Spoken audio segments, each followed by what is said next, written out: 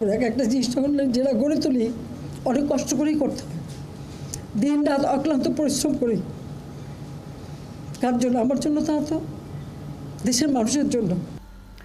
সন্ত্রাসী হামলায় ক্ষতিগ্রস্ত বিটিভি ঘুরে দেখলেন প্রধানমন্ত্রী শেখ হাসিনা। ধ্বংসযজ্ঞ দেখে তিনি স্তম্ভিত। আনাচে কানাচে লুকিয়ে থাকা সন্ত্রাসীদের খুঁজে বের করতে জনগণের প্রতি আহ্বান জানান। অভিযোগ করেন, শিক্ষার্থীদের রাজাকার বলা হয়নি, বক্তব্য বিকৃত করা হয়েছে। সৌমিত্র মজুমদারের প্রতিবেদন। 18 জুলাই হামলাকারীদের নিশানা ছিল সরকারের স্থাপনা। এদিন সকাল 11টায় বিটিভি ভেঙে হামলা চালানো হয়। রাত 9টা পর্যন্ত তাণ্ডব চলে রাষ্ট্রীয় টেলিভিশনের ভিতরে। ভাঙচুরের পাশাপাশি আগুন দিয়ে জ্বালিয়ে দেওয়া হয় সম্প্রচার অবকাঠামো। ক্ষতিগ্রস্ত করা হয় নেটওয়ার্ক সামগ্রী, camera, lighting source, design set. পুড়িয়ে দেওয়া হয় যানবাহন।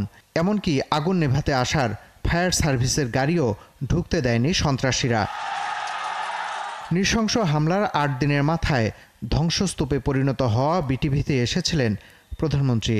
হামলার ধরনে স্তম্ভিত তিনি। জনগণের কাছে প্রশ্ন রাখেন, এমন প্রতিষ্ঠানগুলোতেই কেন হামলা? একটা জিনিস যখন যেটা গড়ে তুলি অনেক কষ্ট করেই করতে হবে, দিন রাত অক্লান্ত পরিশ্রম করি।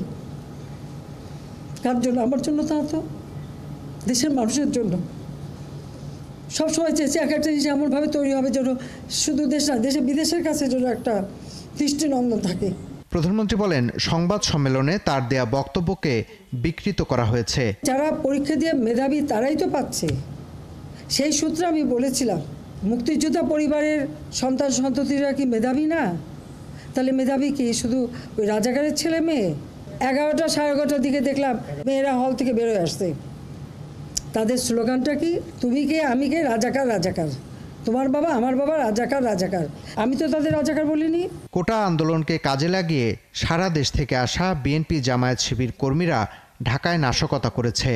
এখন তারেক রহমানের উস্কানিতে পা দিয়ে প্রবাসী শ্রমিকরা বিক্ষোভ দেখাতে গিয়ে প্রবাসে তাদের জীবিকাও ঝুঁকির মধ্যে পড়েছে। উস্কে দেওয়া হয়েছিল লন্ডন থেকেই যে মিছিল করতে হবে। কোনো অপপ্রচারে বিভ্রান্ত না হয়ে হামলাকারীদের খুঁজে বের করতে জনগণকে আহ্বান জানান সরকার প্রধান। যারা এদেশের মানুষের রুজির উপরে হাত দিয়েছে, রুজির পথ বন্ধ করে দিয়েছে, তাদের বিচার জনগণকেই করতে হবে।